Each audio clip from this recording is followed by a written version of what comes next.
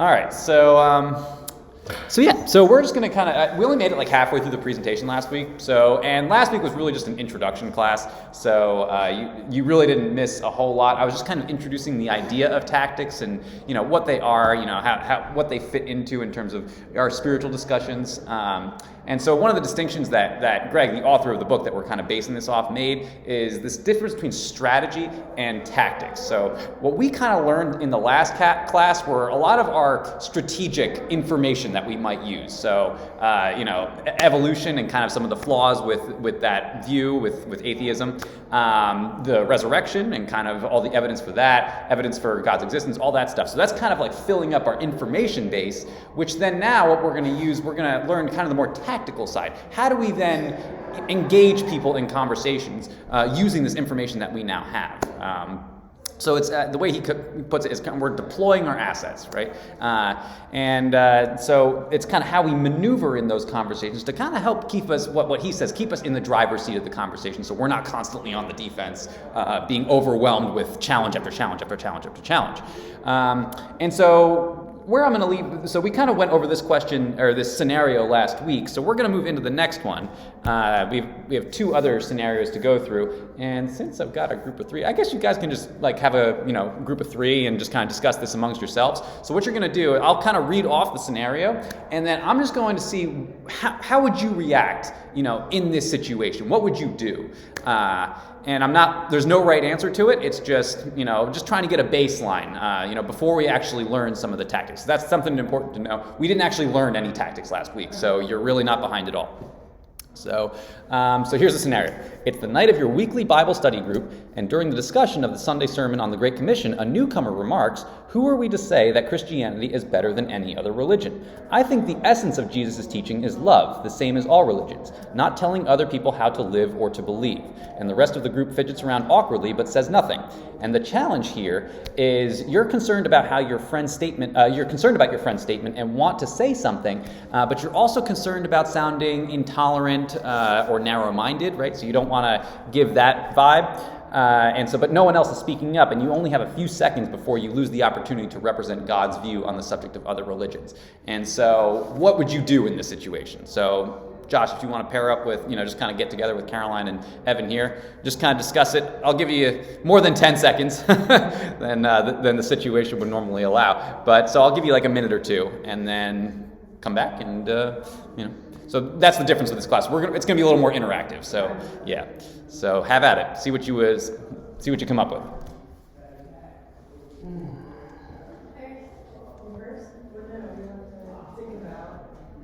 So when you say to somebody that says out loud, what makes you to say Christianity is better than somebody else's religion?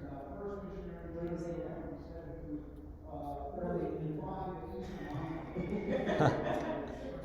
If the general gist of it is to do good things and to love people, then basically it's saying, why does Jesus have to be a part of it?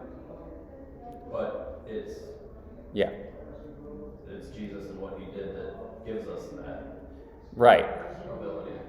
So say that you're kind of with this. I guess it's just someone in the group. How would you go about like saying? What would you say to them? I guess directly.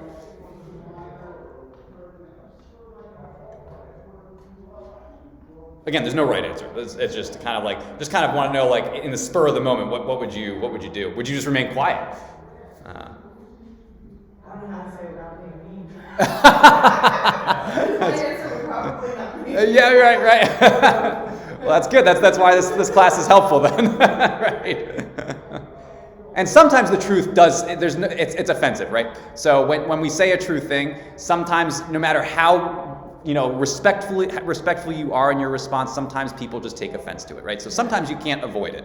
But I think that's part of the problem with the church is that it's become to the point where we need to tiptoe around everything because we don't want to offend anybody. Right. And they often they go the wrong route of just not addressing it at all, right? But you don't want to do that. That's not an option.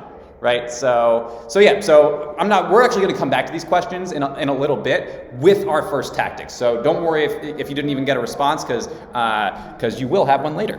So what about this one? So scenario 3. You're riding the university shuttle with a friend who notices a Bible in your backpack. I've read the Bible before, he says. It's got some interesting stories, but people take it too seriously. It was only written by men, and men make mistakes. You try to recall the points that your pastor made a few weeks before about the Bible's inspiration, but you come up empty-handed. Right? So the challenge here is that you didn't know that your friend had any exposure to the Bible until now. And you're concerned about keeping the conversation productive while also being sensitive to the fact that there's other listeners on the shuttle. So you want to also, accurately represent, God's view on this one too. So what would you say in response?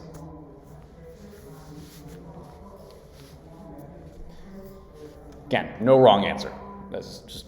So I think I'd bring up the fact that, there were things that are in the Bible that they've been they've been able to tie to historical things written by other scholars. Right. You mean like atheist scholars? Yes. Or right. And not only that, but there were also prophecies in the Bible that were fulfilled at a certain point. Right. So it was written earlier and then fulfilled later. Right. So you can kind of show this direct evidence Right. that, and the fact that it lines up with history gives a pretty strong, evidence for I guess for our side. Good. Anything you want to say, Josh? Or?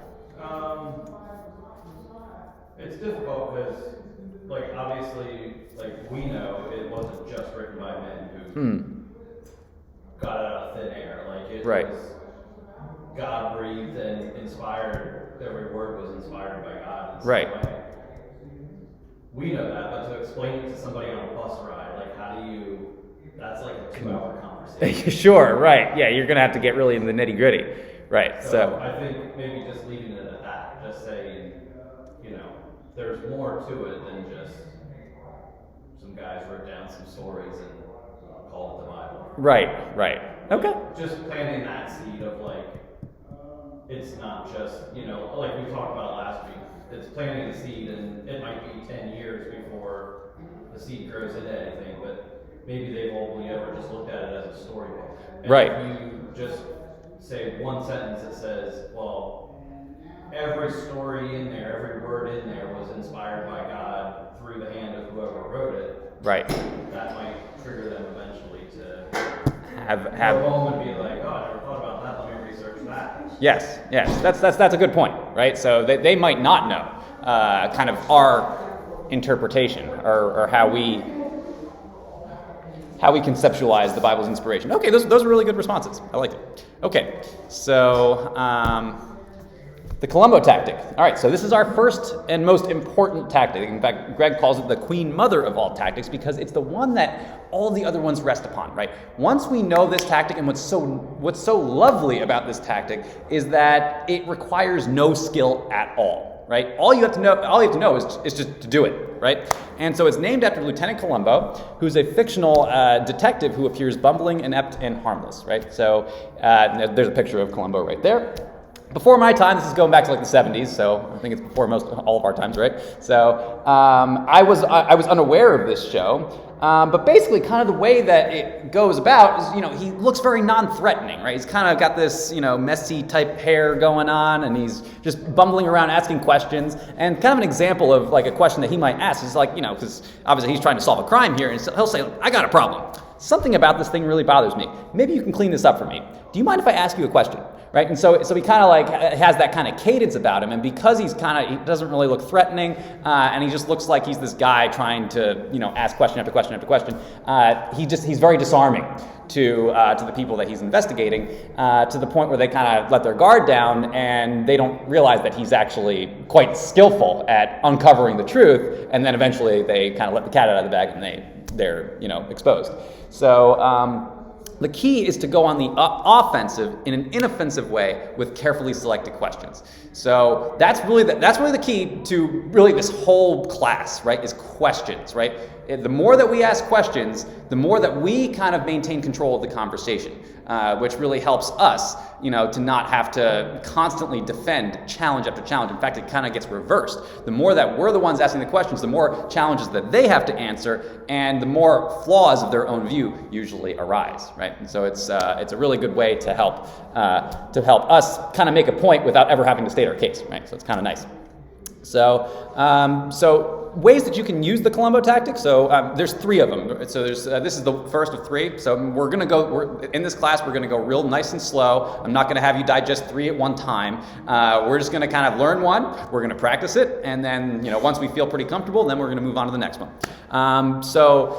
Ways that you can use the Columbo tactic, though. First one is if you hit a roadblock, right? You ever get in a conversation, you just kind of like, okay, I feel like I said my point, but I don't know if I made it very well, and I don't really know where to go from here, right? So what you can do is, if you kind of hit that point, you just ask a question, right? So you might not understand their point of view very well, and you'd want to try to uncover as much of their view as you can, so that you can maybe have something to make a commentary on or ask more questions about, right? So secondly, never make an assertion when a question can make the same point, right? So I'm trying to think of an example of this, but instead of you maybe saying, evolution's wrong because because it disagrees with the Bible or something like that, you can ask, well, why do you think evolution is true, right? So through that you're gaining information for one thing, and then later on, say if you get to the point where you're where they've really stated their case, and that there's still flaws with evolution, you can say, okay, well, how do you make sense of the origin of life then? You seem to be able to explain how you get from an amoeba to a human, but how do you get from nothing to an amoeba, right? So you can kind of ask these questions that they might not have thought about before. And so, but instead of, saying that, you have no proof for the origin of life, you can just say, how do you rationalize the origin of life? So, and they now have to give you evidence instead of you having to give them evidence. So that's kind of really the main, the foundation of this whole Columbo tactic. So using questions also has many advantages. Something that I don't really think about with this is that they're inviting, right? When we're kind of pressing our view onto someone, just making assertions and saying this is the way it is, they tend to kind of feel very on the defense, and like you're kind of interrogating them. Whereas if you're inviting them in with questions, I think at a certain point they might start to feel like maybe this is an interrogation, but questions just generally feel more inviting because they feel like they have more latitude. And so that's kind of one really nice thing. Helps keeps conversations more on the friendly side as opposed to the antagonistic side. So they also, like I said, they help you to make headway without having to ever state your case. And that's tied to this next point, which is that it shifts the burden of proof onto the other person, right? The longer that the burden of proof isn't on you, the more that you can hold off on stating your case, which is important because once you state your case, once you make that assertion of, the Bible is historically accurate, you now have to give evidence for that, right? And you were in my class the last class, and so you probably have that evidence handy, but the longer that you can kind of have them give you evidence that you can kind of then ask more questions about and pick apart, you're going to kind of realize that they don't have their view completely hashed out, and you might not have your view completely hashed out either. In most cases, we don't, right? Especially in the heat of the moment, we're not going to, even if you took my class last time, there's probably some information that you forgot, right? And so you're not going to have it all handy, but it kind of levels the playing field. That's kind of the point. It's also particularly useful where you work, right? So, if someone happens to make an offhanded comment about something that's completely anti-Christian, whether it's their position on the LGBT issue or abortion or whatever,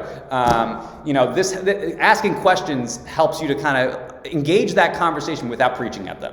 Right, so instead of you having to say, you're just, a heathen or whatever you would say and slam the Bible at their face, you can just act, why do you think, abortion is moral? And you can kind of, engage them that way.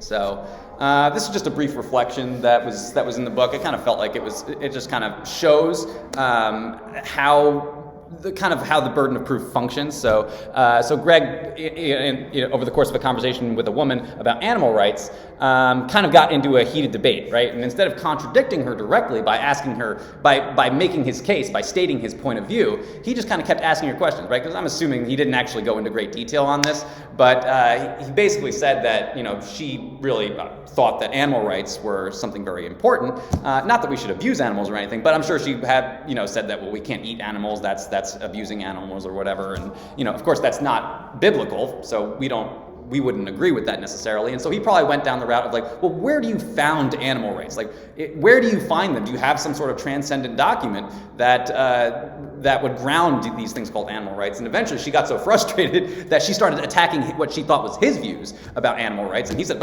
hey, I never stated my case. I was just asking you questions, right? And that's what we can do. Sometimes it might seem weird because it might seem obvious, like what our view is based on our questions, but you can always fall back on that. I just want to understand your view. I never said my view. I'm just trying to understand you better, right? And that's something important to know. Like, if once you get kind of good at using questions instead of assertions, it helps you to always have that to fall back upon if someone then starts to kind of attack you and what they think is your view. So the kind of the basic idea here is that once we make a claim, we have to defend our view, but until then, we're off the hook. So just kind of want to really cement that into your mind, because it's basically a fundamental principle to tactics. So our game plan, like I said earlier, so the Columbo tactic has 3 unique applications, and they're each launched with a different kind of question. We're going to get to that first question in just a minute. So it provides you with an easy approach to having conversations about your convictions. Kind of one of the most important things is that it gives you this really wide margin of safety, since asking questions protects you from having to defend your view. It's something that anyone can do. The first 2 of these tactics are, like I said, the first one requires no skill at all, and the second one really doesn't require any skill at all either. It's really the third one that starts to incorporate some of your background knowledge, and so we'll spend some time practicing that one. But, and like I said, it makes it easier to have friendly conversations.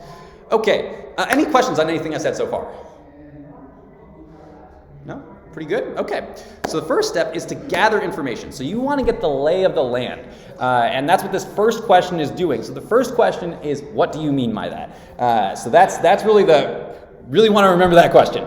So if someone says whatever they're saying to you, you always want to ask, what do they mean? And there's all sorts of variations that you can put on this question that help you to gain more information. So if someone says Jesus is just a myth, you can, well, what do you mean by myth? Are you saying that historically that there is no backup for that, and you just want to gain more information on what they mean by myth? Do you mean like myth like Zeus? Or do you mean myth like, there's just disagreement on his, identity or whatever? But you can just simply state, what do you mean by that, and leave it kind of vague. But what we're going to do in today's class is we're going to kind of look back at those 3 different scenarios that we had earlier, and we're going to employ this question and try to tailor it as specifically as we can to that particular scenario.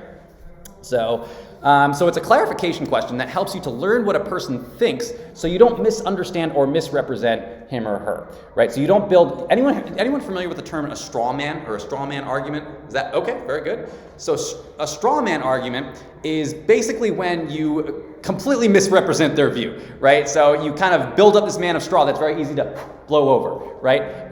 What we want to do in our spiritual discussions is get a steel man. We want to make sure that we're representing their view exactly as it is, so that once all is said and done, if we've obliterated their view or whatever, they can't just say, well, that's not my view, right? That they have some other view.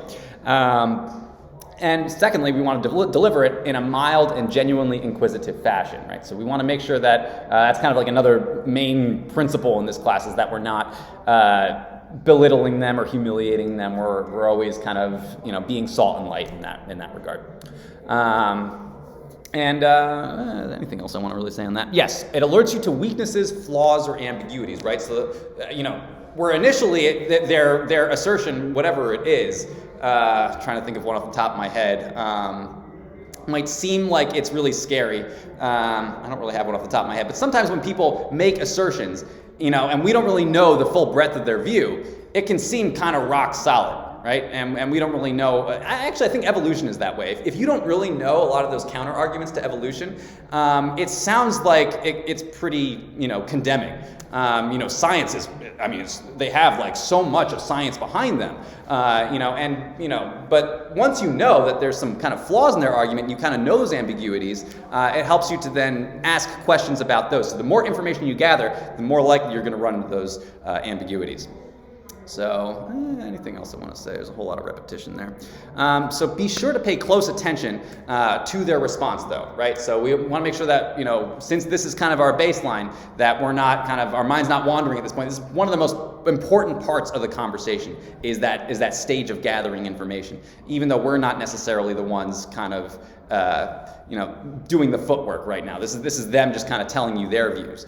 And then lastly, don't be surprised if you get the sounds of silence. So many people have not thought through their view at all, right? There was a commercial on. It was like a year or two ago, and I really identified with it because I did not grow up in a household that really solidified any kind of philosophical worldview in me. It was, basically I think my dad had some idea that you kind of get a job and you get money and that's just what's good, but there really was no underlying philosophy there as to why it was good or anything like that. And so there was a commercial a couple of years ago where a kid, or I don't know, he might have been like college age or whatever, and he wanted to date this girl, and so he's going to the parents, and he's asking if he can date their daughter or whatever, and they say, okay, well, just let me know what your values are, and we'll move forward from there. And he's just like, looks at them like deer in headlights, like, what are my values? And so he calls up his parents. He's like, Mom, what are our values?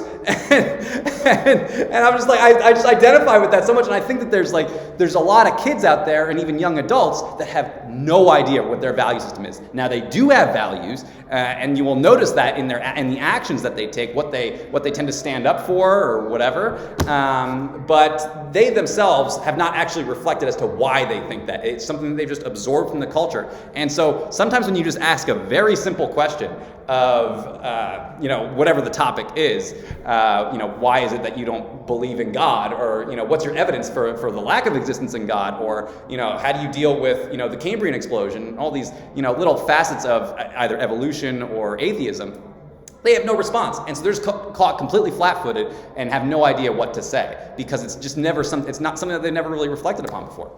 And so don't be surprised if you get that kind of response, but at the same time, don't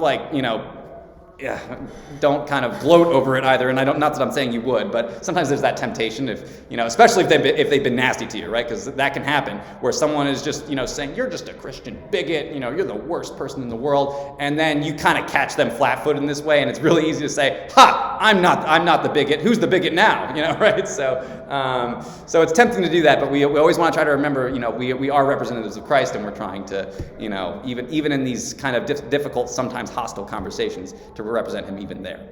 All right, so here's some examples just to kind of make it tangible for you. So when someone says you shouldn't force your views on me, ask specifically, how am I forcing my views on you?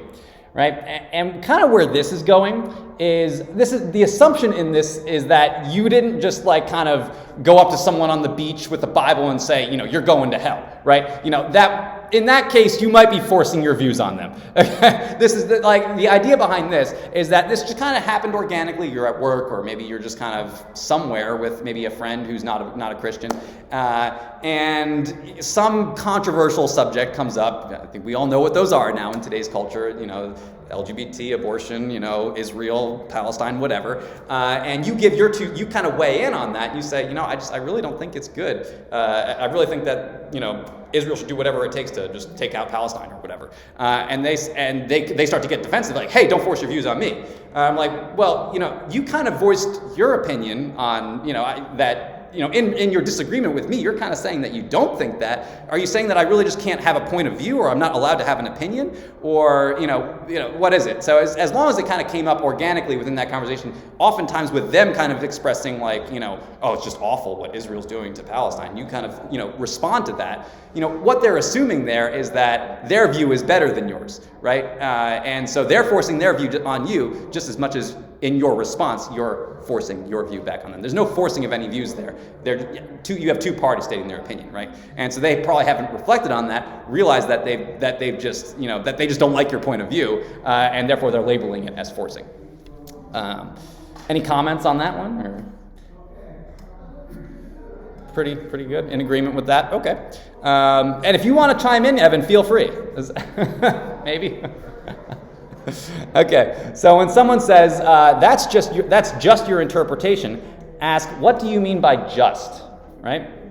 So what's going on in here? Anyone kind of can actually I'm going to let you guys kind of see if you can pick it apart. What are they doing when they say just, right?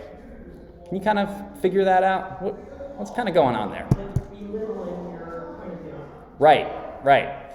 Kind of minimizing it, right? It's like your point of view doesn't really matter. It's just your interpretation. So you want to ask, well, what do you mean by just? Because there's a number of ways that they might take that, right? It could be that, you're just not an authority on this subject, and therefore it's just your opinion, right? There are other authorities out there that are more, respected or have more knowledge than you, and therefore they're the ones that we should really be paying attention to. Or they could also mean that there is no right interpretation. They could be a complete relativist, where it's just all interpretations are correct. And so that's just your interpretation. It's the same as, the same value as any other interpretation. Or they can just mean that your interpretation is flat out wrong, right? So you don't really know what they mean by just there. And so you want to gain information. What do you mean by just? In the same way you want to gain more information about what do you mean by forcing in the last one. When someone says, how could God exist when there is so much evil in the world? You can ask, what in your mind is the conflict? Anyone want to take a stab at that one? What's kind of going on there?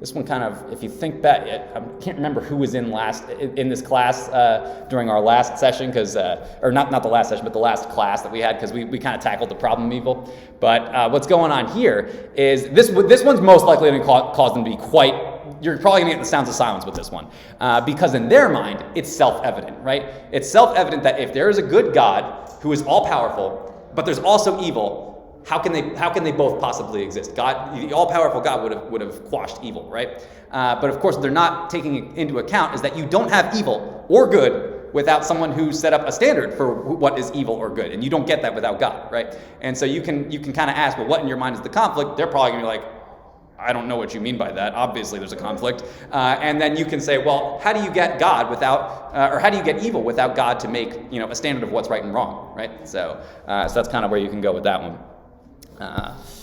Some more examples. So when someone says that there is no God, you can ask them, what do you mean by God?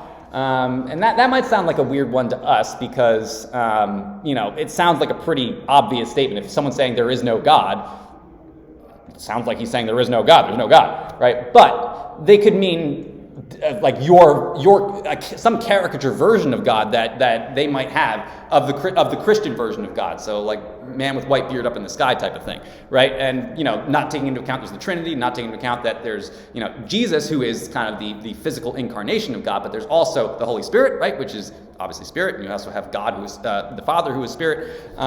So you want to make sure that they have that it's not like a deist or something like that, which just has a different concept of God than you. Of course, deism is where you have kind of the God that set everything into motion, then walked away and doesn't really care, and so you just want to make sure that you understand their concept of God and that they are a true naturalist, right? When they say that there is no God, they mean there is no God at all, right? Of any kind.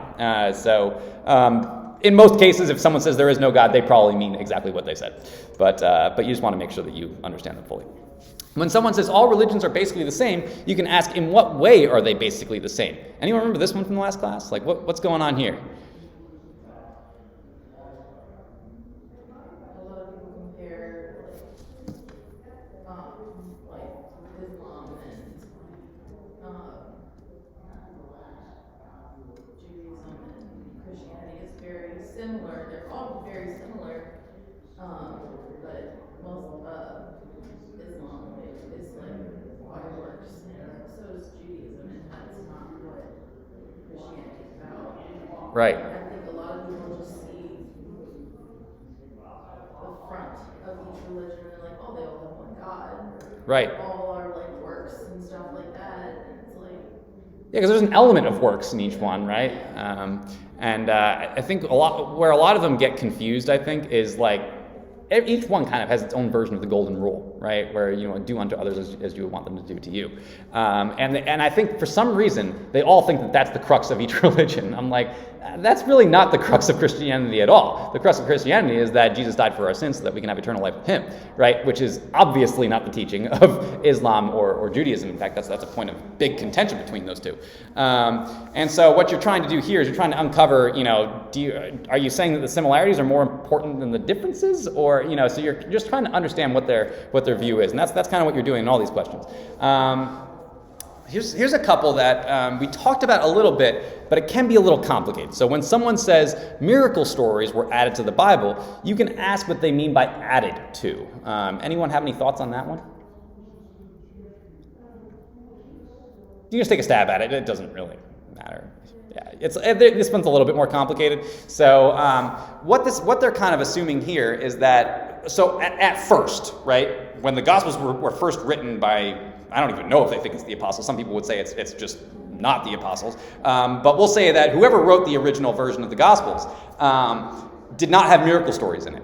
And they were added later on, sometime in the 2nd or 3rd century, as Jesus is more turned into a myth, because they felt like it would add greater weight to him being God, right? So they said, well, they threw in these miracle stories in there so that they could kind of validate that. But of course, you're going to run into some problems there with that, because where did they go? Okay, where did all the original, because if you know kind of the way that that the Gospels and the other letters went, is that you'd have the original copy and then they get copied over and over and over again. So where did, if they were all getting copied, where did all those copies go? At what point did they all get gathered up and then only the miracle ones were left? And so there's this conspiracy of conspiracies that's involved in order to get only the miracle ones still in existence today, because we still have copies going as far back as the 2nd century, which still has the miracle stories, right? So, and of course, there were still in that time period, we have the disciples of the disciples, right? So they would have been there to know, nope, this wasn't in the original copy.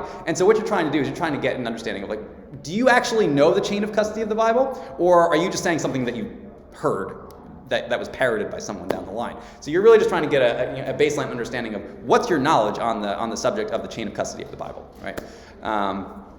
Anyone familiar with that term, the chain of custody of the Bible?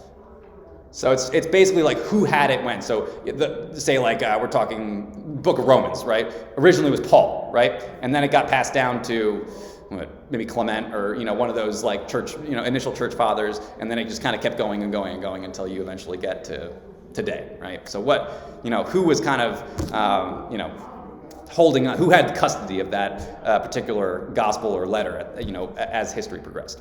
So when someone says the Bible has changed through copying over the years, you can ask, how do you think that it's been altered, right? And really all this one's trying to point out is how much do you understand textual criticism? Do you have evidence that this has changed? Because we have textual critics that look at copies and try to identify, which has most likely changed, which ones haven't. Are you informed on that discipline, or again, are you just parroting something that you heard that's not really, you don't really have any evidence for it? So you really want to get an understanding of how much they actually know about what they're talking about. So let's kind of return to this. So what is Columbo number 1? Anyone remember? First question. Say it again. What do you mean by that? Okay, good. So what we're going to do is we're going to return to Caroline. You weren't here for this question. This was one that we asked last week, but the other 2 questions you're familiar with. So what you're going to do is you're going to kind of read the question again, and this time try to apply some version of what do you mean by that to whoever is giving you this challenge, right? So in this case, it's going to be a 15-year-old kid, right? So you're going to ask him some version of what do you mean by that to try to help him to understand that maybe he doesn't have this as well thought out as he thinks he does. So and there might be more than one way that you can ask it. So I'll give you guys a minute or 2, and Caroline and Evan, if you want to discuss it together, and then Kate and Josh, just kind of have at it. See what you come up with. All right, I'll set my timer.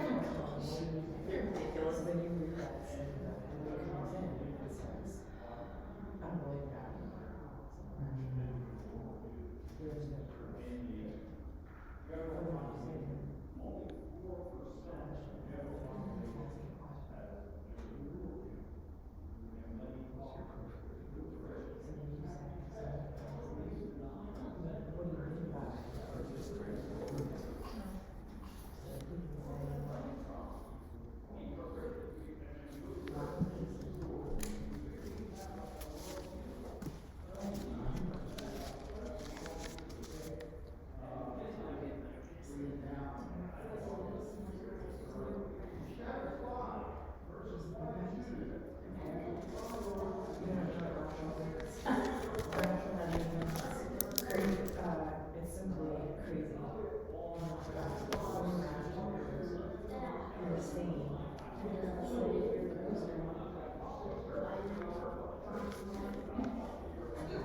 So what do you mean by crazy?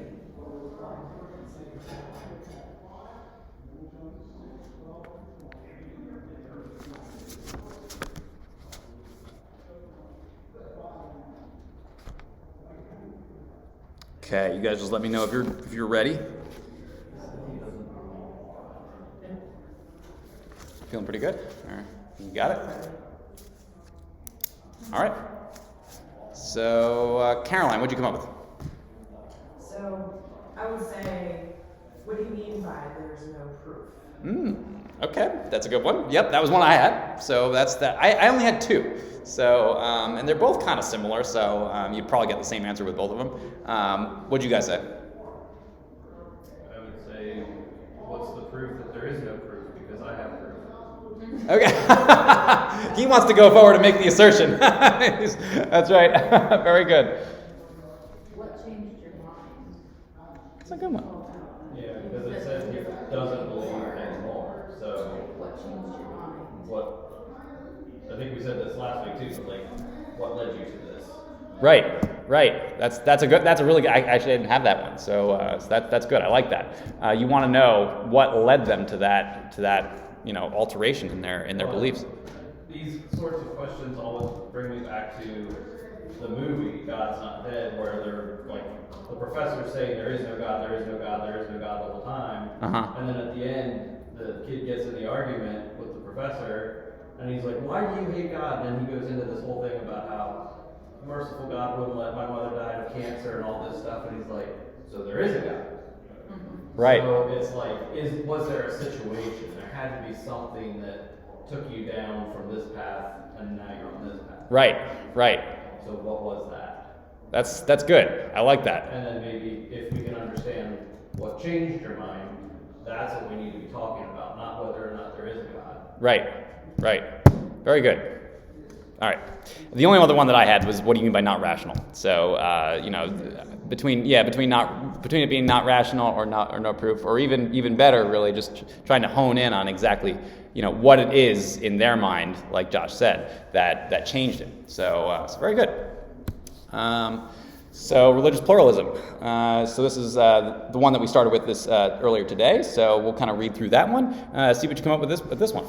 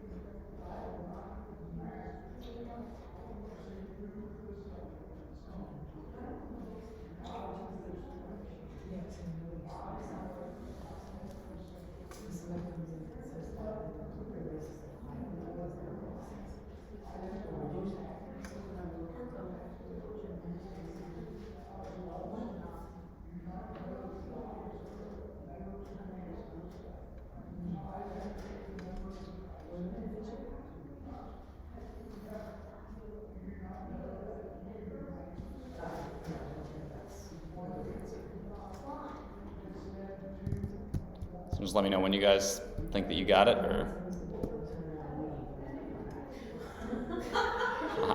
I missed that. He whispered a response to me. I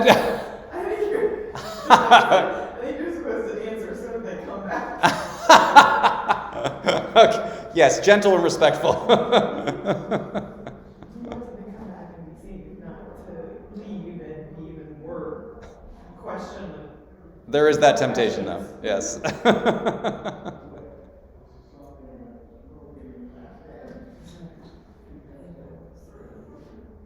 There's a number of ways you can ask a question here. I think I have 3. So.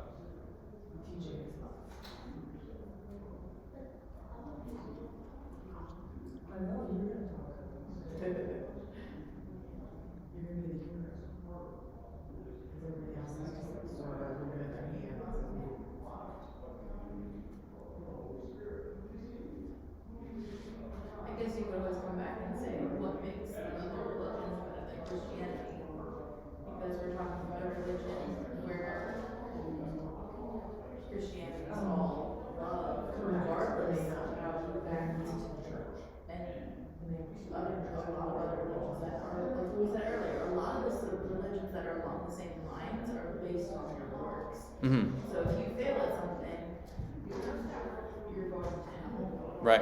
you're not as good as other people are. I'm sure there's a better way of saying how is this religion, how are other religions better than Christianity, Right. but something along those lines. Sure. Now, what if they said, just to kind of be annoying,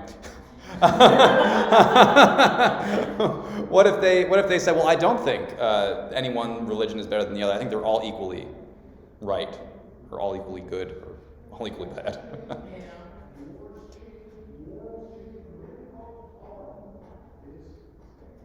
Because I think there is a way to rephrase that Yeah. in a way. I'm like saying the way I said it isn't, the thought behind it is where I'm trying to, I don't know how to say it in a Okay. way that's not Offensive. that way. or- You know what I mean? Sure. Yep. That just doesn't make sense, but. No, I totally get it. Yep. I understand the heart of what you're saying. I do. So, Caroline, what do you think? So I would say to them, it sort of was based on what you said earlier about the comparing religions and people tend to think there's a common thread to them. Yep. So I would ask them that what makes you think the essence of Jesus' teaching is love? That was, I think, exactly what one of mine was. Yeah. So, yeah, what gives you that idea that that is the essence of Jesus' teaching? I think that would be a good one to ask. Josh, did you have one? I was kind of looking at the second part there where it says, I think the essence of Jesus' teaching is love, the same as all religions, not telling other people how to live or believe. That second part there, not telling other people how to live and believe, isn't all religions. If all religions are only saying, or if all religions say you should love one another and be a good person, isn't that them telling you how to live? So Right. It's not really defending Christianity, but it's just putting it back on the same playing field as everything else. Like, Right. Isn't that kind of the function of religion? yeah, Is that's to- the whole point of it, and then that can lead into a discussion of, from Christianity's perspective, where does that love come from? Right. Okay. That was good. I don't know. I don't even know if I had. I don't think I had that one. Yeah. He's good at that. He's good at coming up with the ones that I don't have. So I like that. I'm a good arguer. Apparently, yes. Very good. Okay, Evan has one. Evan has one. Okay. What do you got, Evan? God says, what makes you where did you see that he told you to live or believe? How to live or believe? So when you say he, who are you talking about? Jesus or? Okay. So you're kind of just trying to get more information about like what Jesus' teachings are, right? And what their understanding of Jesus' teachings. Is that what you're saying? Pretty much? That's a good way to go too, right? Because you want to uncover, well, who do they think Jesus is, right? Again, you don't want to build up a straw man. You want to understand how do they conceptualize Jesus, right? Because we don't really know that until we ask that question. So that's a really important one to ask, especially with Columbo number 1, because really all we're trying to do with Columbo number 1, we've got Josh over here moving on to Columbo number 5 with his questions. But yeah, no, with Columbo number 1, we're just trying to gather information here. So this is really good. So, all right, so we'll go through this last one, and yeah, that'll pretty much take us to the end probably, and then we'll finish up next week. So scenario number 3. So read through it and see if you can find a Columbo question for it.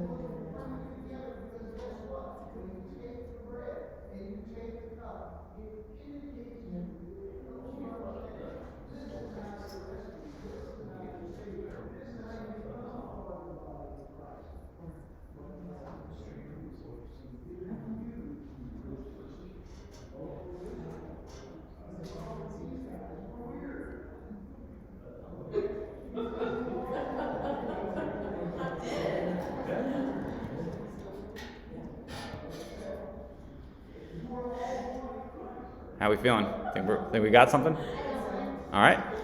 You want to say yours? Let's go, Evan. What's the most interesting book of the Bible? Okay.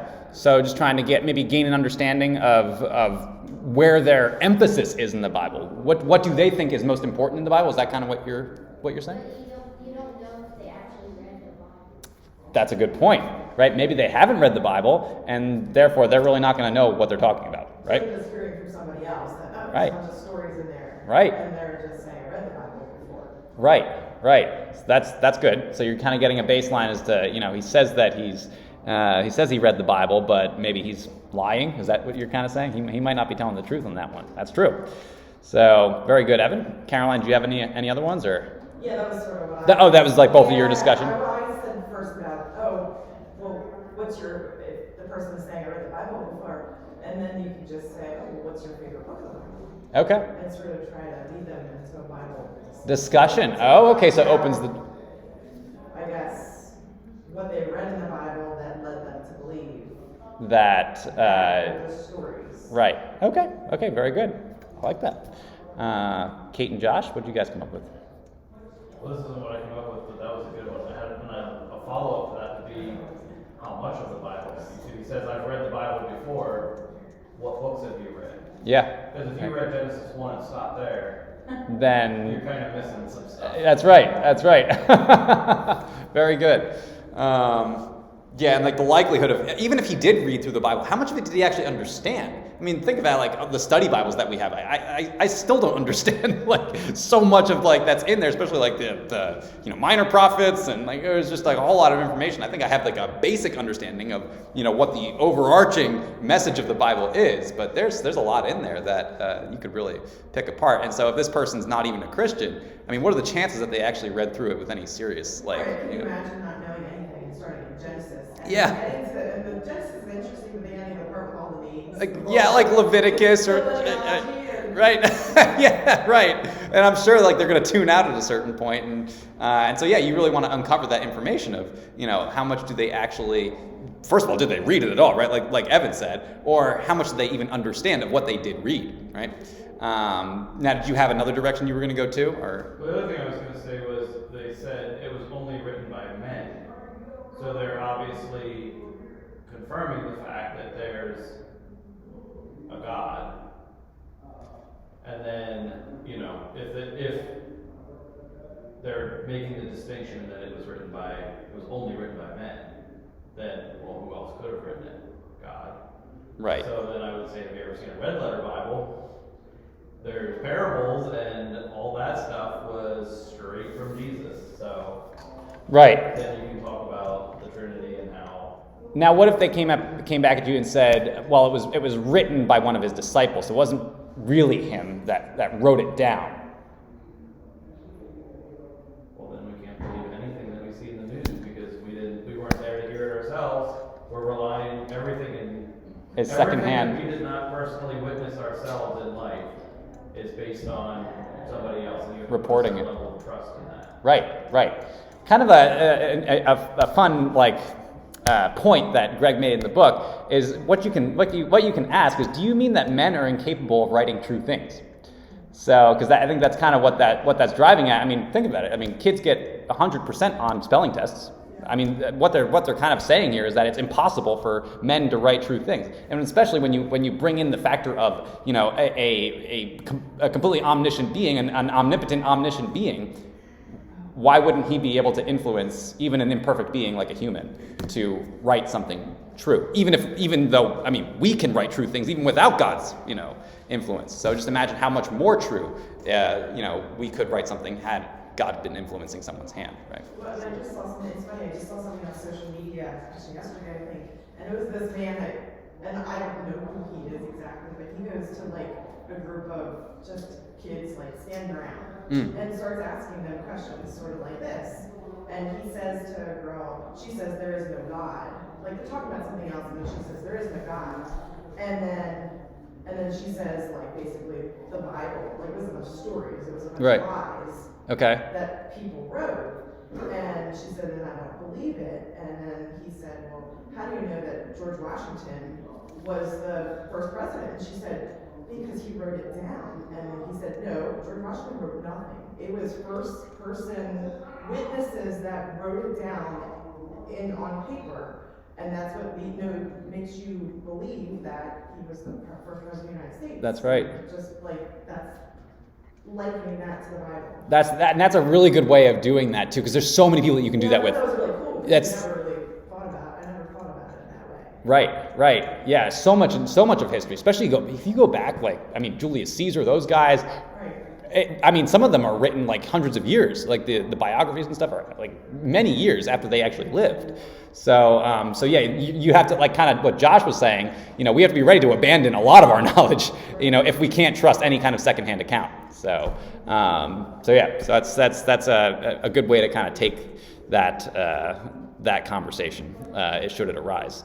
So, any questions on any of that? I think we're pretty. At least level the playing fields then, because it's like, okay, well, all your textbooks and all the writings of Darwin and whoever you want to bring up, I can return your argument right back around and say, well, it was only written by a man and then make mistakes. So. Right. That's also true, right? So it's not proving my point, but it's putting it back on a level playing field. Right. But then, it shows the ridiculousness of that thought, because everyone's always putting their, faith in someone in terms of their personal philosophies that they choose to believe in. So, yeah, this actually cuts both ways. It upends both persons' arguments.